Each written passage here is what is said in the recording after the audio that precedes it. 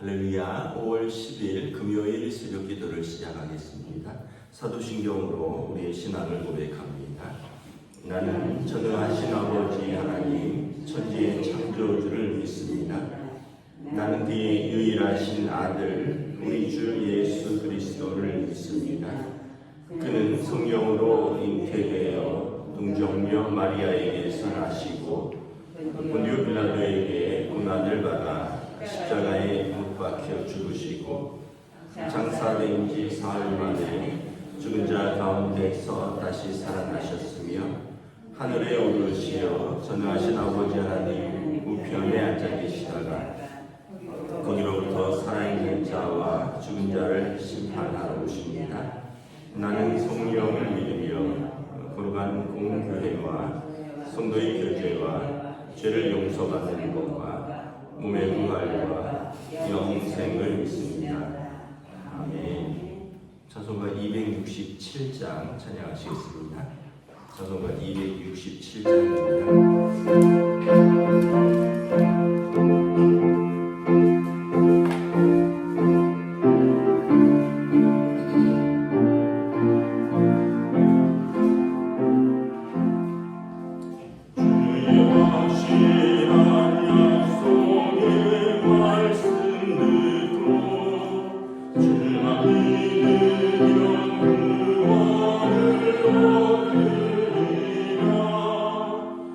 Hallelujah.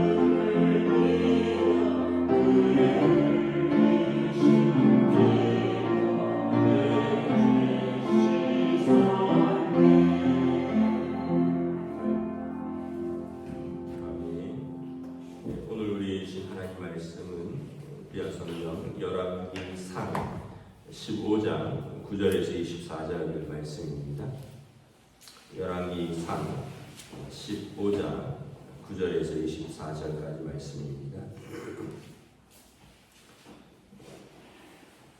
다 찾으신 줄 알고 저 여러분들이 한 절씩 교도하도록 하겠습니다. 열왕기상 15장 9절에서 24절입니다. 이스라엘의 여로보암 왕 제20년에 아사가 유다 왕이 되어 예루살렘에서 41년 동안 다스립니다. 그의 어머니 이름은 마아가 아비살om의 딸이더라. 아사가 그의 조상 다윗같이 여호와 보시기에 정직하게 행하여 남색 왕자를 그 땅에서 쫓아내고 그의 조상들이 지은 모든 우상을 없애고 또 그의 어머니 마아가가 혐오스러운 아세라상을 만들었으므로 태후의 위를 폐하고 그 우상을 찍어 기드론 시냇가에서 불살랐으나 다만 산당으로 없애지 아니하니라. 그러나 아사의 마음이 평생 여호와 앞에 온전하였으며 그가 그의 아버지가 성결한 것과 자기가 성결한 것을 여호와의 성전에 받들여 드렸으니 곧 은과 금과 그릇들이라. 아사와 이스라엘 왕 바아사 사이에 일생 동안 전쟁이 있으니라. 이스라엘 왕 바아사가 유다를 치러 올라와서 라마를 건축하며 사람을 유다 왕 아사와 왕래하지 못하게 하려 한지라. 아사가 여호와의 성전 목관과 왕궁 목관에 남은 은금을 모두 가져다가 그 신하의 손에 넘겨 다메섹에 거주하고 있는 아람의 왕 헤시온의 손자 다브리몬의 아들 벤하닷에게 보내었는데 나와 당신 사이에 약조가 있고 내 아버지와 당신의 아버지 사이에도 있었느니라.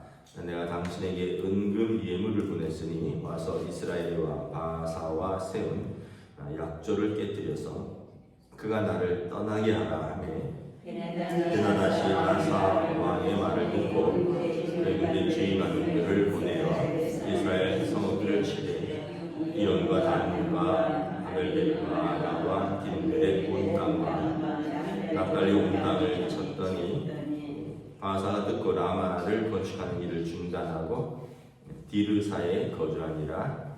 이에 아사 왕이 온 유다의 병력을 한 사람도 공연하지 못하게 하고 바아사가 라마를 건축하던 돌과 제목을 가져오게 하고 그것으로 베냐민의 게바와 미스바를 건축하였더라. 아사의 남은 사적과 모든 권세와 그가 행한 모든 일과 성읍을 건축한 일이 유다 왕 역대 지략에 기록되지 아니하였느냐. 그러나 그는 늙음하게 발에 병이 들었더라. 아사가 그의 조상들과 함께 가고 그의 조상들과 함께 그의 조상 다윗의 성읍에 장사되고 그의 아들 여호사밧이 대신하여 왕이 되니라. 아멘. 할렐루야. 오늘도 새날을 주셨습니다. 하나님께서 은혜와 평강으로 함께 해주시길 축복합니다. 이제 남유다와 북이스라엘이 이렇게 갈라지고 나서 여러 왕들을 이렇게 계속해서 기록하고 있습니다. 역대기상하와 열왕기상하가 그 역사서라고 했죠. 우리로 말하면 이제 조선왕조실록처럼 사관들이 왕들의 어떤 일생을 짧게 기록하는 것입니다. 그래서 어제 제가 말씀드린 대로 그 역대기상하는 포로 이후에 바벨론 포로가 되었다가 돌아와서 우리가 왜 이렇게 망했는가 이걸 이제 성찰하면서 반추하면서 썼던 역사이기 때문에 남유다 다윗 왕가 중심으로 썼고요. 반대로 이제 우리가 지금 보고 있는 열왕기 상하는 나라가 망하기 전에 쓴 것이기 때문에 있는 그대로 좀 더 객관적으로 남유다와 북이스라엘의 역사를 번갈아 가면서 기록을 하고 있다. 다윗, 그러니까 초대 왕이 사울 왕이고 이제 둘째 왕이 두 번째 왕이 다윗 왕이죠. 그리고 그 아들이 솔로몬이고 솔로몬의 아들 르호보암 시대에 나라가 이렇게 남과 북으로 나뉘어서 북쪽은 여로보암이 남쪽은 르호보암이 통치를 하고요. 지금은 이제 남유다 르호보암의 아들 아비암이 어제 말씀해 보면 아버지를 이어서 이제 그 한 3년 동안 통치를 했다고 했죠. 15장 1절 2절에 그런데 하나님 보시기에 선하지 않았고 그의 조상 다윗의 길을 따라가지 못하였다. 그리고 3년 만에 이제 죽었고 이제 그의 아들이 이제 아사가 유다 왕이 되는데 아사의 평가는 이렇게 되고 있습니다. 10절에 보면 일단 41년 동안 다스렸습니다. 유다의 왕 중에 제일 오래 다스린 왕은 통치한 왕은 55년이고요. 이렇게 몇 년 안 되는 왕도 있고 또 이렇게 41년씩 장수하면서 다스린 왕도 있는데 아사 왕은 장수했고 뿐만 아니라 11절에 그의 조상 다윗과 같이 여호와 보시기에 정직하게 행하였다.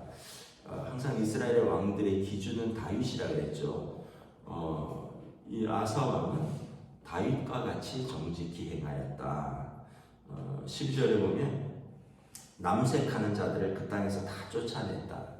제가 어제 그 이방 신전에서는 그 이제 남창들도 있고 신전 창기 여자들도 있고 뭐 그렇다고 했잖아요.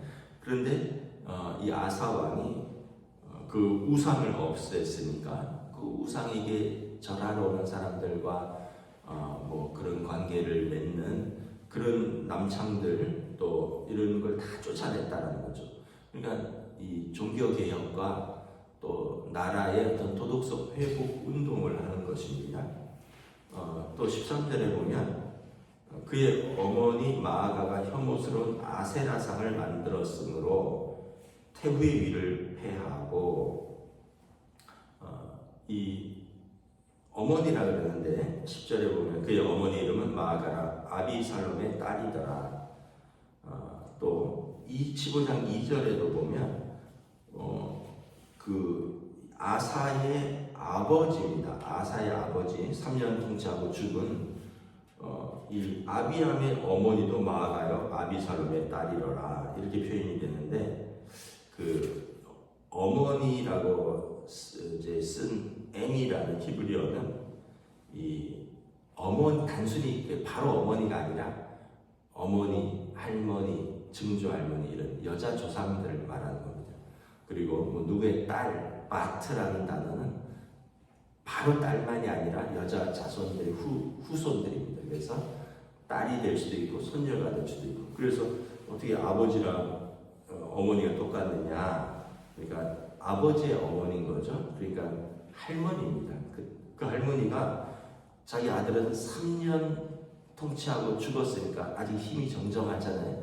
그러니까 아사 왕 때 손자가 왕이 됐는데 계속 그 태후의 자리에 있으면서 영향력을 형성하는 것입니다.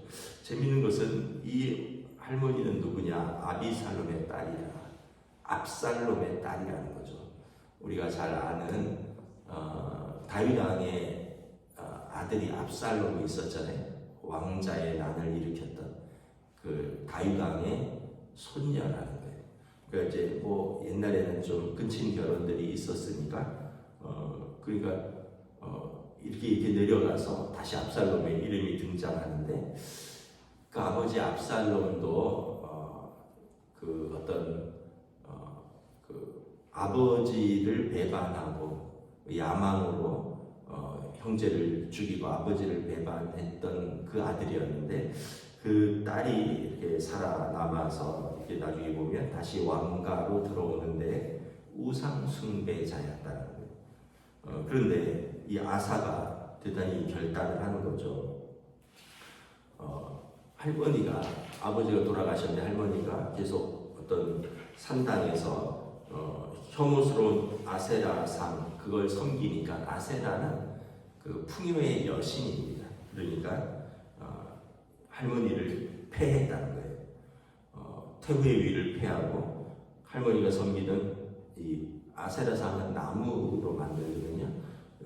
이 풍요의 여신상을 찍어서 기드론 시내가에서 불살랐다. 이 정도면 대단한 결단입니다. 여러분 우리가 그 무슨 사극 같은 거 보면 할머니가 얼마나 또 셉니까? 손자가 왕이 되는데 계속 압박을 하고 막 그런 걸 보잖아요. 그런데 이 아사 왕은 결단을 하는 겁니다. 할머니를 이제 궁전에서 내쫓는 거예요. 그리고 이 우상을 할머니가 섬기던 우상을 찍어서 불살랐더라. 그래서 아사 왕은 마음이 일평생 여호와 앞에 온전하였고 그리고 성별하여 하나님의 성전을 온전히 세우고 제사를 드리고 그래서 하나님 보시기에 합당하였다. 다만 한 가지 보면 그 솔로몬 때 지은 많은 산당들을 다 없애지는 못했다는 거예요. 완전하게 뿌리 뽑지는 못했지만 아주 90% 이상 하나님 보시기에 흡족한 왕이었다. 우리가 이걸 보면서 또 한 가지 이렇게 깨닫는 게 있습니다. 훌륭한 아버지 밑에 훌륭한 아들, 딸이 반드시 있는 건 아니고요. 또 못난 아버지, 어머니 밑에 또 아들, 딸이 반드시 못나지도 않다는 거예요. 다윗 왕은 훌륭했잖아요. 솔로몬 왕은 젊었을 때 훌륭하고 노년에 그 많은 여인들과 뭐 이런 것으로 인해서 망가지고 솔로몬 왕은 어쨌든 지혜롭고 훌륭한 왕인데 그 아들 르호보암은 어리석은 왕이고 나라를 망가뜨렸고 르호보암의 아들 아비암은 그 아버지처럼 못난 왕이었고 못난 아들이었고 그런데 그 못난 아버지 아비암의 아들 아사는 그 조상 다윗처럼 훌륭한 왕이었다는 거예요. 이걸 보면 우리가 반드시 아버지 어머니의 영향력을 받지만 그대로 자라는 건 아니구나 하는 걸 느낍니다. 결국 뭐예요? 자기의 선택, 자기 책임이 제일 크다는 거죠. 여러분 어느 부모가 자녀에게 못 되라, 또 너는 좀 네 맘대로 살아라, 너는 불성실해라, 무책임하게 살아라. 어느 부모가 그랬습니까? 다 잘 됐으면 좋겠다, 또 행복했으면 좋겠다, 성실하고 또 책임 있게 살아라. 어느 부모가 그런 마음을. 그래서 설사 자기는 그렇게 못 살더라도 자녀에게 그렇게 권면을 하겠죠. 그런데 그렇다고 해서 자녀가 그 말을 듣는 사람도 있고 안 듣는 사람도 있다는 거예요. 오늘 아사 같은 경우는 아버지 아비암은 그 할아버지 르호보암하고 똑같았습니다. 어리석었고 우상을 숭배했고 그런데 자기는 그 위에 조상인 다윗과 솔로몬처럼 하나님을 경외하는 왕이었다는 거죠. 그래서 우리가 이런 핑계를 대기도 합니다.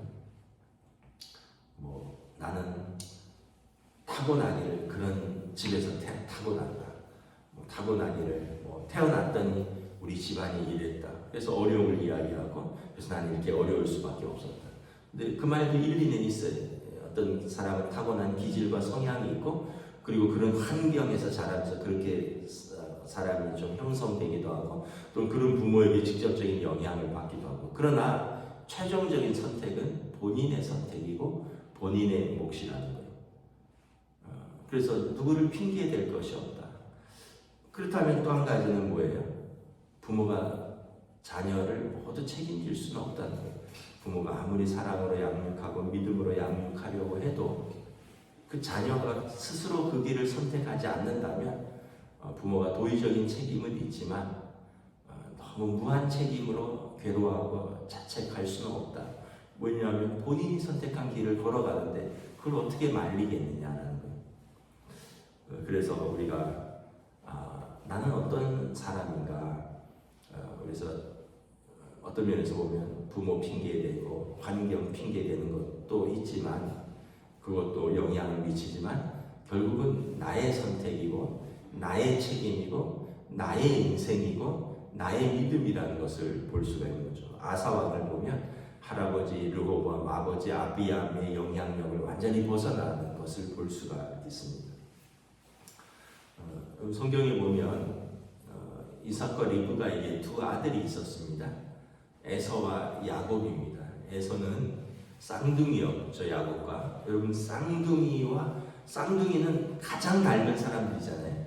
DNA가 가장 닮았고 또 태어난 시간도 몇 초 상관이거나 몇 분 상관일 겁니다. 그리고 같은 아버지 어머니 밑에서 자랐어요. 에서는 약속에서 제외되었습니다. 부모의 근심이 되었단 말이에요. 왜 그렇습니까? 자기 선택이, 자기가 세상을 즐거워했고 장자의 언약을 하찮게 여겼고 팥죽 한 그릇에 그것을 팔아버렸어요.